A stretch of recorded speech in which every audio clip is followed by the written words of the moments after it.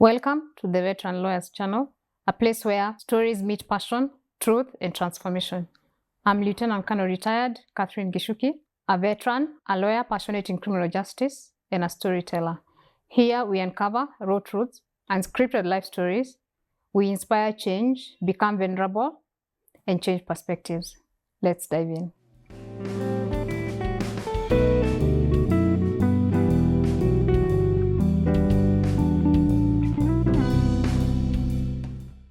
In today's journey, I will talk about my military journey.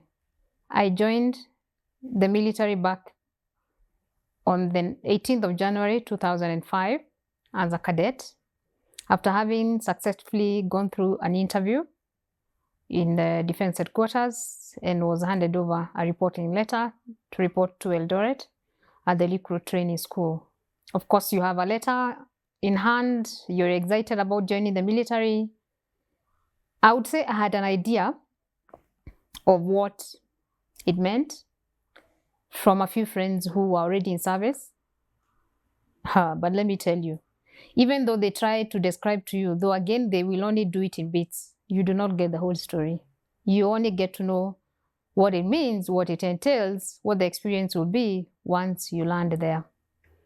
I was lucky to get one of the people in service, an officer, to drive me to Eldoret.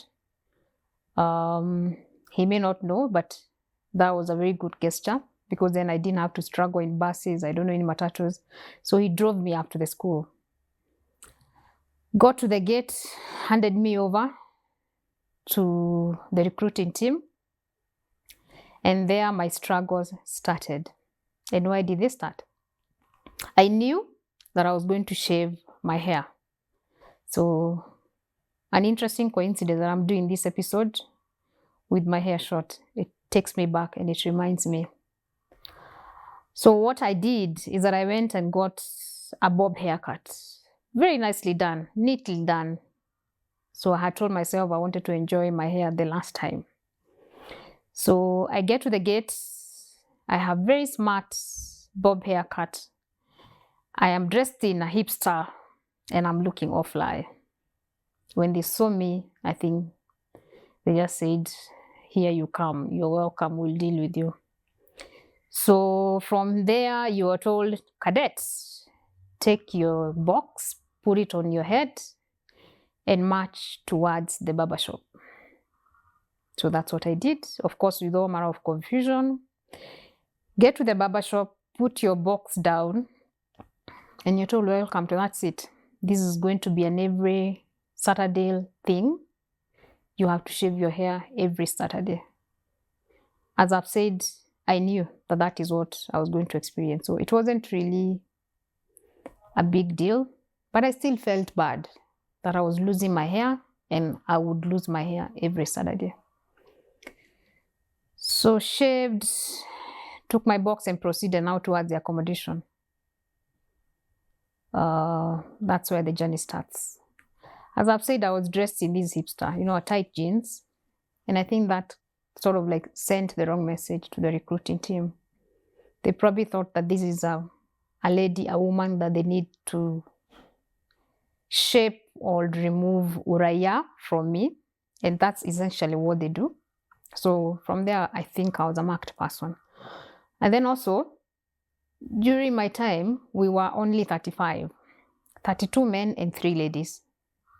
So the ladies, they knew us. They knew the profession. The other 2 were education officers. I was the only lawyer as a lady. There was another lawyer as a man. So, of course, how people view lawyers. They will think you're argumentative, you're a macho. And the training comes with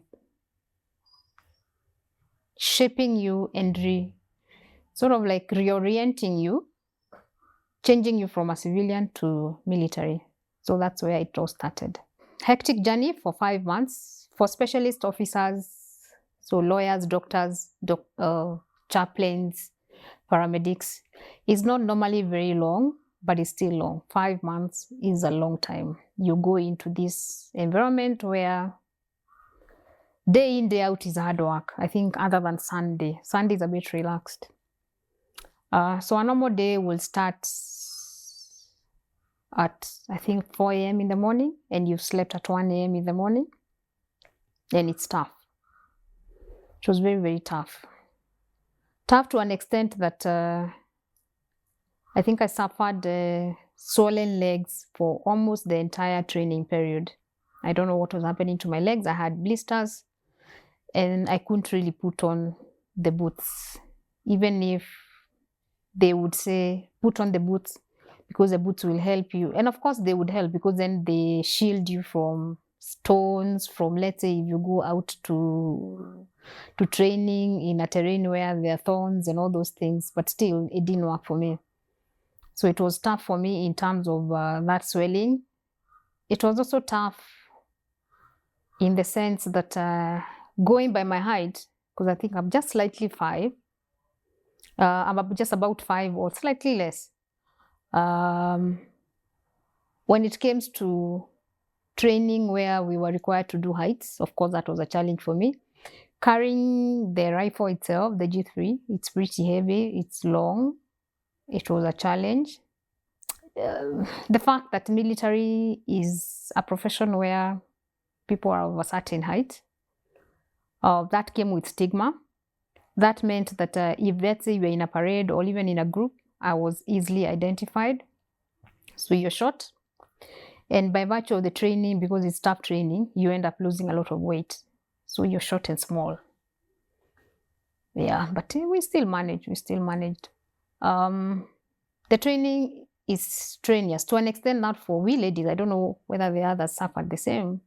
I think of the first 1 month, your monthly periods disappear. The body is so traumatized, you can't. It just locks. So you do not get periods for the entire time. And then something else that also I came to realize had happened to me now once we were done.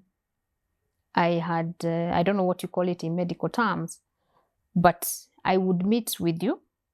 I could see, I know you, but I couldn't remember your name. So like my mind had been wiped out. Again, I think it's the nature of training, not that it was intended that way, but it had that effect on me. Of course, I was also featherweight, so I was light. I would feel like if I am walking, it's like I'm being carried by the wind. But it's temporary. Well, we finished. We came out here. You regain yourself. And life goes on. So, as I've said, the training took 5 months.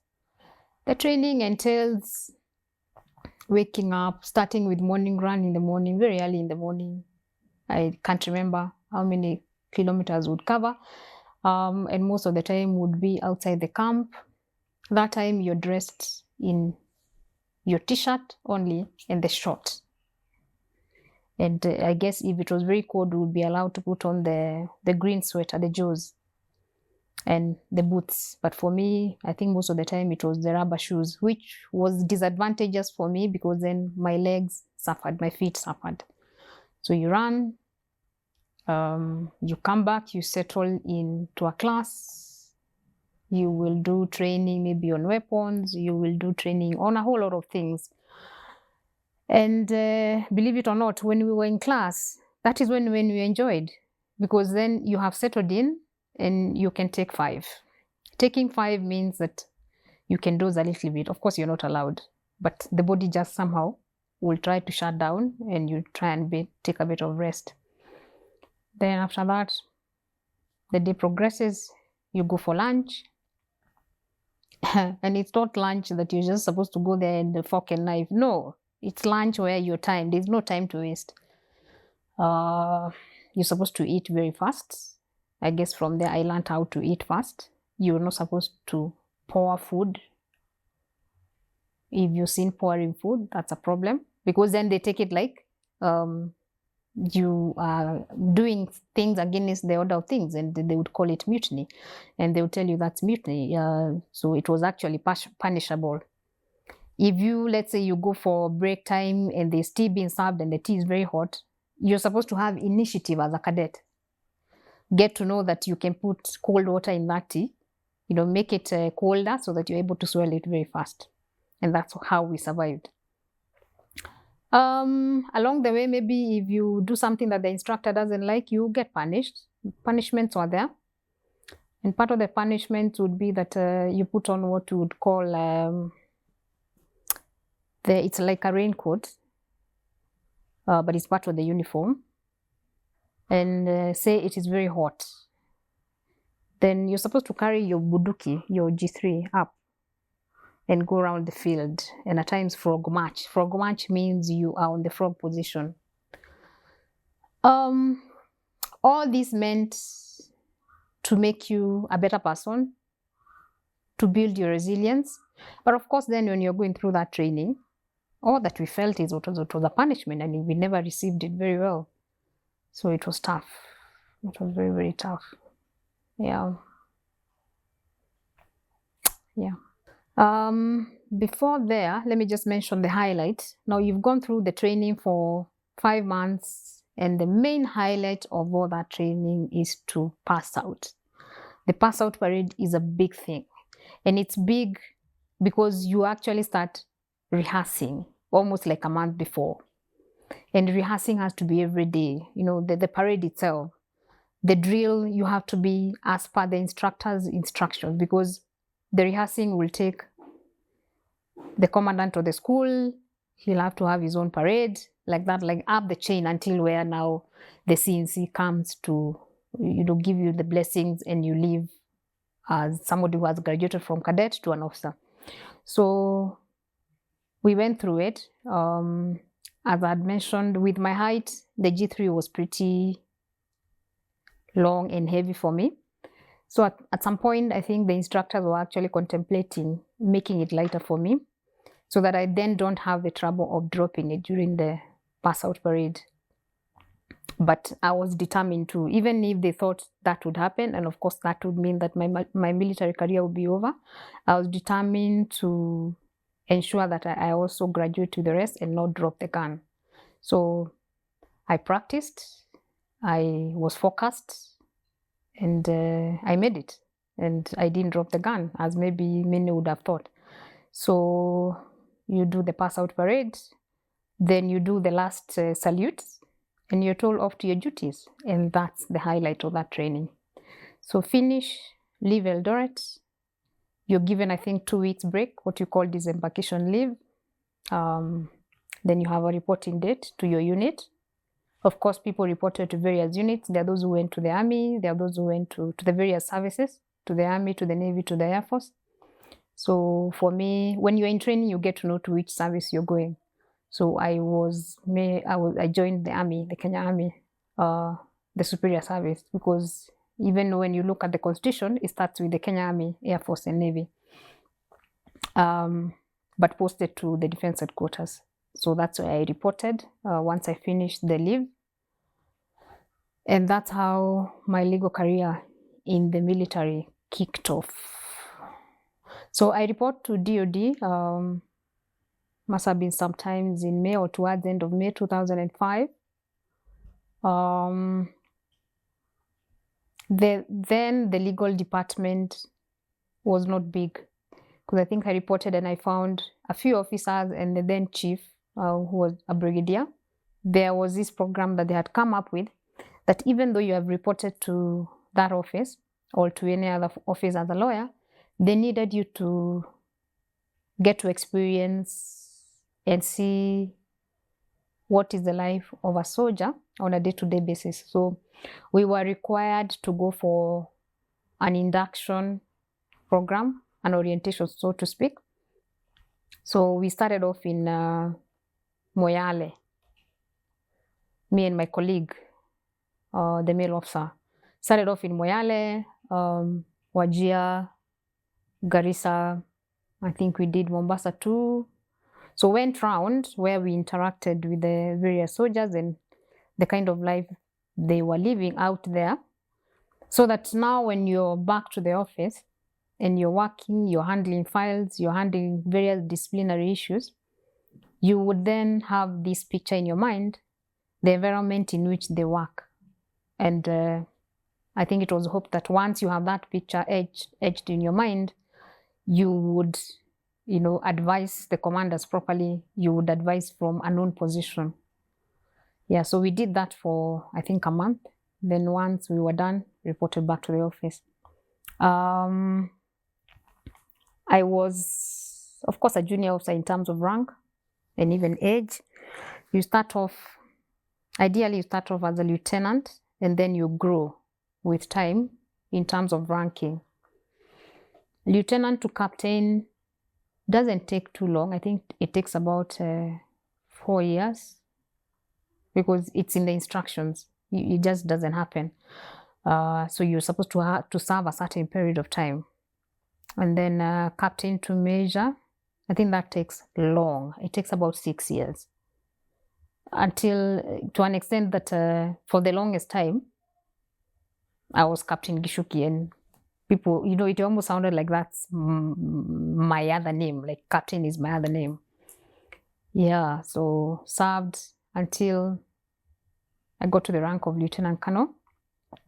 So grew in rank from when I joined to 2018 to the rank of a Lieutenant Colonel when I left service. But along the way, a few highlights. One I remember is just my service in the Defense Headquarters.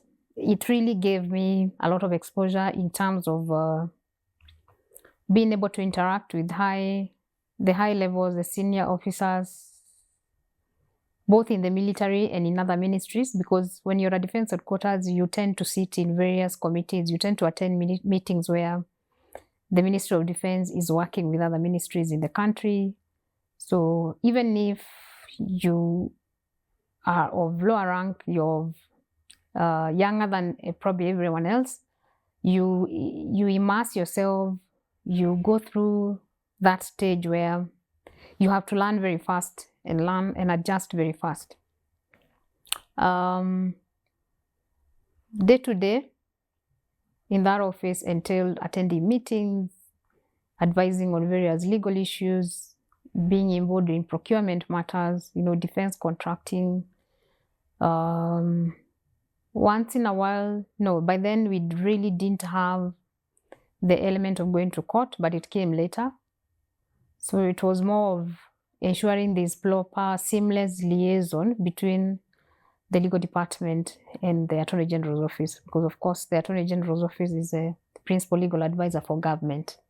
The other highlights in my military service, on top of my head, I would remember my participation or involvement in the WAKI Commission.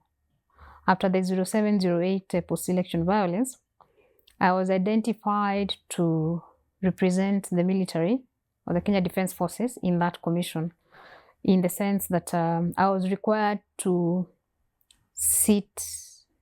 travel, and be in the commission, so that any time when the military was mentioned, maybe adversely or clarity was needed, then I would address the commissioners and try and clarify issues, make submissions, then come back brief, take instructions from the seniors, and generally just represent the interests of the military.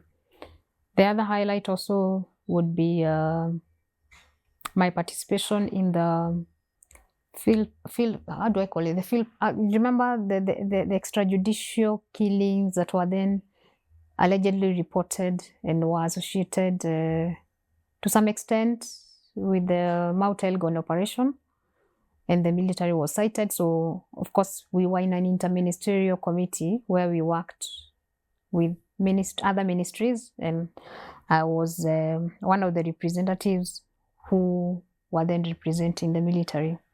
So that was another highlight. We worked late into the nights, we held various meetings and all that. Something else that I would remember from my military service would be attending very high-level meetings even outside the country on various issues, going to UN headquarters in New York, say to hold meetings on pre-deployment trainings of the Kenyan soldiers to various peacekeeping missions, representing the ministry on various conventions, meetings in Rome, in Beirut. What I appreciate is that then I really got exposed in terms of traveling as a young officer, and I think that for me was critical, because then I had this perspective about the world and how things are done, you know, early on in my military career. Another highlight is my push and advocacy for the recognition of single parenthood in the military at some point. And I'm happy to report that right now that's an issue that is now sorted out. We were involved in the redrafting or drafting the new military laws, which followed the promulgation of the Constitution of Kenya in 2010. So you see, once the Constitution was in place, it then meant that whatever other laws that governed whichever sector had to be either amended or repealed and be redone in line with the new constitutional dispensation. So again, I was part of that team, being a lawyer in KDF. And then some of the issues that were practiced or would be seen okay in the last dispensation could not now be legal or constitutional, come now in the new constitutional dispensation. And one of the issues was the single parenthood, the non-recognition of it, because then it was contrary to Article 27 of the Constitution in terms of discrimination. The Constitution says you cannot discriminate anybody on the basis of race, sex. So what that meant is that whatever had been done initially, there was the element of discriminating children born of single mothers, mostly single mothers who were serving in the military, and that was a challenge. It was a struggle for the longest time. We really pushed to ensure that that practice was dropped. It didn't work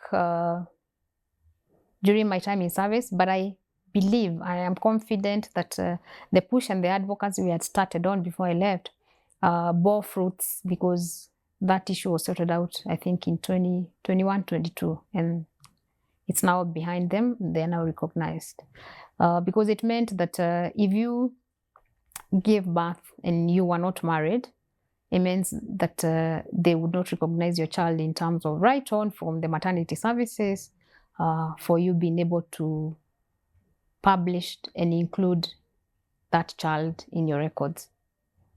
Yeah, but I'm glad that has since changed.